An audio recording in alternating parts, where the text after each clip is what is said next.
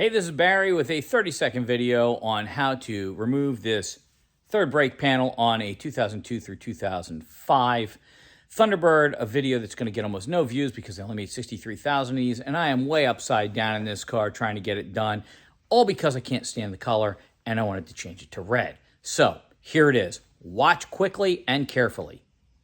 Take off the rear wheels. Take off the inner wheel well liner. Right up there.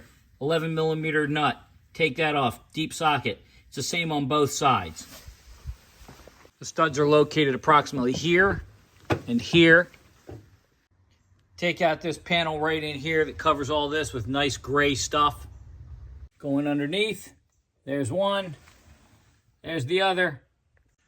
4 nuts, 4 studs. Pull it up off. You're into it. That's it. Thanks for watching. See you next time.